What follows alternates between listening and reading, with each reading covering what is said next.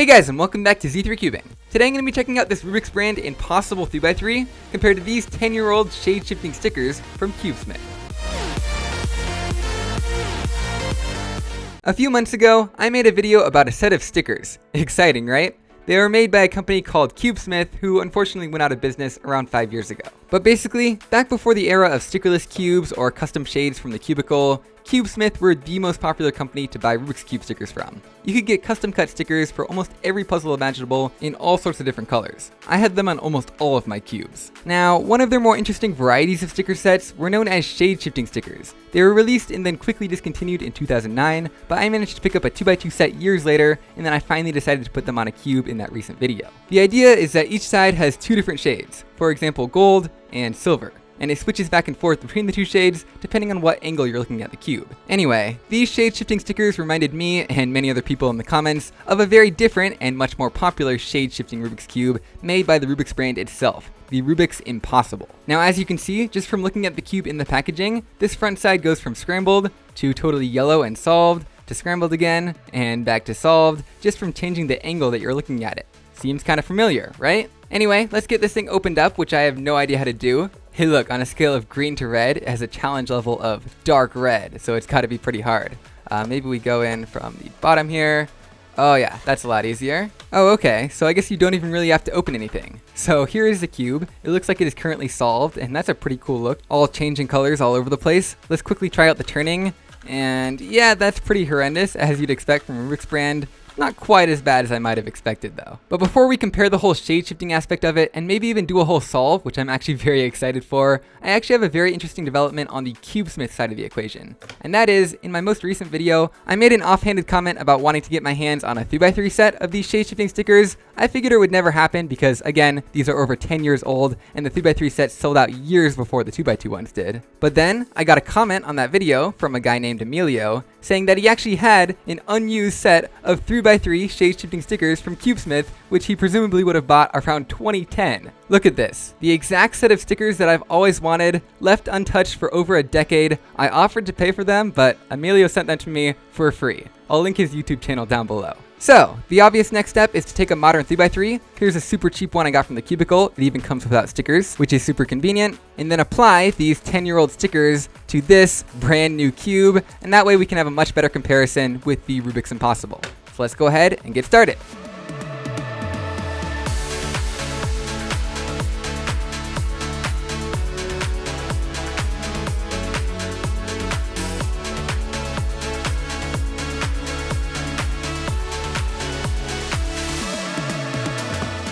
And here is the newly stickered shade shifting 3x3. In fact, probably the first cube to have these stickers applied in many, many years. Overall, I'm really happy with how the sticker application went. Of course, you have the classic problem of trying to fit these old square stickers onto these new cubes with all the rounded corners, so you have to be super precise so that they're not hanging off the edges, and sometimes it still does happen. But overall, I think I did a pretty good job, and I'm pretty happy with the placement. I do want to point out that the cube I used, the Mofeng Xiaoxi MF3, turned terribly out of the box. I think it somehow managed to be worse than this Rubiks brand. But after about 5 minutes of setup and lube, it now turns way better. It's totally speed cubable. I'm not sure how they managed to make it so bad to start out with. And wow, I really like how this checkerboard here looks. This is one of the things that I couldn't really do on the 2x2. I did, however, make sure I got the exact same color scheme because I feel like I laid this out pretty well on the 2x2, and yeah, I really like how it looks. And again, it doesn't come across that great on camera, so let me run through all the different color pairings real quick while showing you some footage I took under natural lighting, which makes it look way more realistic. So first we have gold, which changes into silver,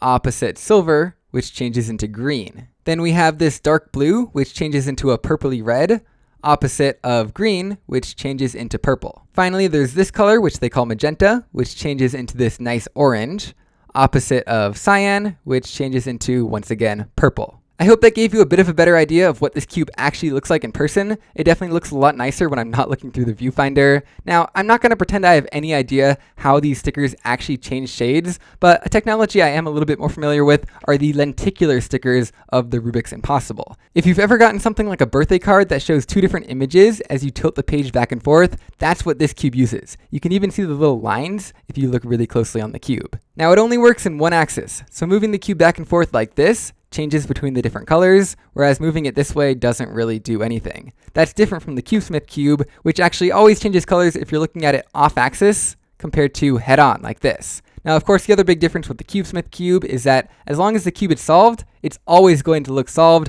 no matter if you look head on or off axis. So the main challenge with this cube when it's scrambled is just being able to look and identify that like this is a green edge that turns to purple, and match that with the green center that also turns to purple, and not mix that up with some other half purple side. On the other hand, the Rubik's Impossible is a lot different, and having not solved either of these yet, I fear it's going to be a lot more difficult. Looking at it head on, we can see that each side individually is solved. Okay, I take that back. It looks like the white side is actually scrambled head on. You have to look at it like this to see the actual white. Same thing with the orange and the red, whereas the other three sides are solved when you look at them head on. So that's going to be tricky, because like, how will I know that this blue piece is actually a blue piece and not actually an orange piece? Because the orange pieces look correct off axis, and this piece looks orange off axis. How will I know that this is actually blue? And that's not me just trying to hype up the difficulty of this thing, by the way. I actually have no idea how I'm going to figure this out. I thought you were just going to be able to look head on to figure out what color is actually correct, but apparently not on 3 of the sides. This is going to be interesting. So I think it's time to scramble up both of these cubes, and you know what? Maybe we'll even time how long it takes me to solve each one. Then we can find which one is really more difficult, although I have a feeling I know the answer to that already. I can tell you which one of these turns better though, and it's definitely not the Rubiks. Okay, so let's start off with the Cubesmith shade shifting sticker set. So let's start off with the gold and silver center and find another gold and silver edge. There's one, and here's 2 of them, and now we can start our solve. That was about 15 seconds of inspection. This one lines up with this center. I lost the other ones. This one lines up with this center. Nope, that does not line up with that center. Okay, after getting a little bit of gold and silver mixed up, I think I finally have our cross. And now I see an F2L pair that seems correct, and I have to figure out what slot it goes into first. Looks like this color matches as well as this color matches, so I'm going to put it in like this and hope that everything matches. Yeah, we got our first F2L pair right there. Now let's find another one. Okay, I got the corner of this F2L pair in. I think this is the edge right here. Let's make sure that that's correct. No, that's not correct. That's the wrong color when you turn that side. Okay, I think I found the right one. That is correct. And that's correct, so I can do the algorithm to put that edge in. Now we got our second F2L pair. It looks like this corner can go in there correctly. And oh, we got really lucky and got that other edge in right away too. Okay, now for our last F2L pair, it looks like these 2 pieces are probably the correct ones, so I can just do a normal alg. And there we go. We got our F2L complete. That was actually pretty easy. We got our cross on top. I can see the OLL case is this one. And now, what PLL do we have? It looks like some sort of G-perm with headlights there and a bar there. So let's do our alg. And is it solved?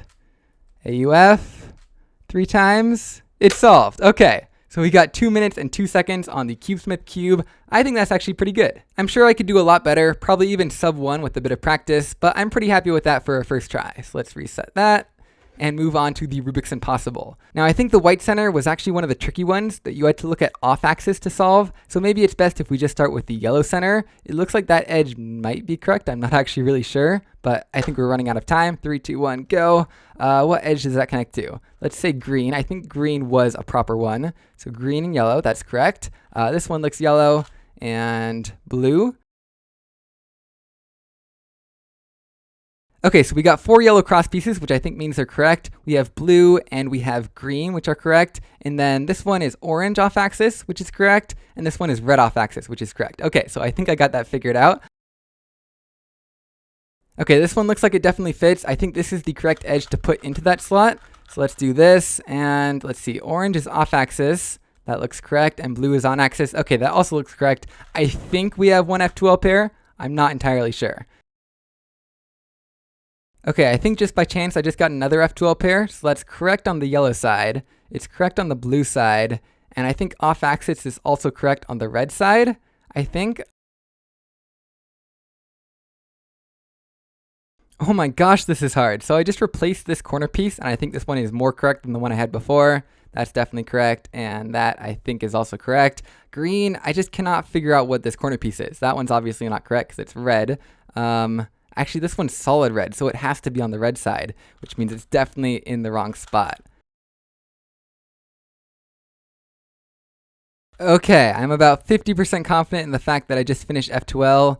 these three sides look correct, I think. This one looks correct at an angle, maybe. I mean, I feel like it's different angles that these ones become correct at, which might mean that I did them wrong. I don't know. Let's just move on to the last layer and see what happens.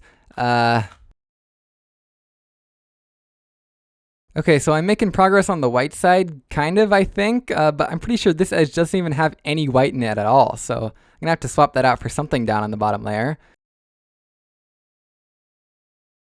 Okay, I think I'm figuring this out. I'm pretty sure this edge piece should actually be over on the green side because it doesn't seem to be lining up with the rest of the orange ones. So we're back to the cross. We're doing good here.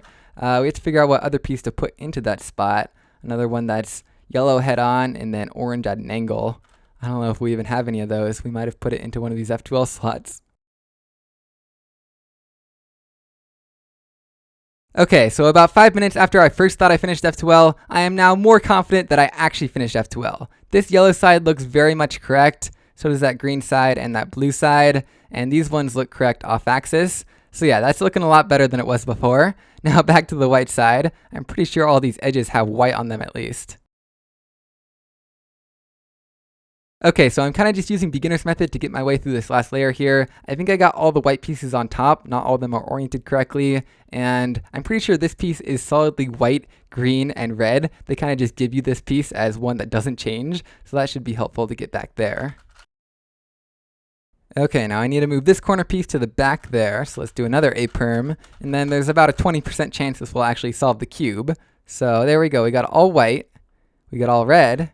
We got all orange. Blue, yellow, and green. I'm pretty sure I actually solved it. The timer was long gone, but maybe around 20 minutes. That's not bad. Yeah, about halfway through that F12 there, I wasn't even sure I was going to make it. I felt like I had no idea what I was doing. This is by far the most I've been challenged by a 3x3 in a long time, and I super enjoyed it. So yeah, I guess in conclusion, the Cubesmith shape shifting stickers, they look very nice depending on the lighting, and they add a little bit of a challenge to solving a 3x3. Whereas the Rubik's Impossible, this is basically an entirely new puzzle, an entirely new challenge. If you're a beginner solving a 3x3, then I think I would actually agree with the packaging. This is dark red challenge level. It's basically a lot of trial and error, finding a piece that might be correct and putting it in and just kind of leaving it there until you figure out something that works better, or finding that that piece actually needs to go in a different spot. Once you have enough kind of correct pieces in on one side, you can kind of tell that some of the pieces tilt one way, whereas some of the pieces tilt the other way, and so obviously one of those two sets is wrong. And then that, plus just looking at all the other pieces available and what options they have, eventually help you deduce which piece is actually in the correct spot and eventually help you solve it. Once you get to the last layer and you're sure you have the F2L done, it's actually not that hard. And just a tip, you should especially rely on the pieces that do not change colors. So all 6 centers do not change colors. This corner piece right here, the white, green, and red one, does not change colors, as well as some halves of like this edge piece right here. They're pretty easy to find. Just pay special attention to those and they'll help you out a lot. So yeah, needless to say, the Rubik's Impossible is a lot more difficult. It's also a lot easier to get your hands on than these Cubesmith stickers that you basically cannot get. I think they actually sell these cubes at like Walmart. I've seen them everywhere. I'll link to where you can get it at thecubicle.com down in the description, and you can use discount code Z3Cubing for 5% off your order. Anyway, yeah, that's pretty much it for this video. I hope you all enjoyed, and I'll see you guys next time.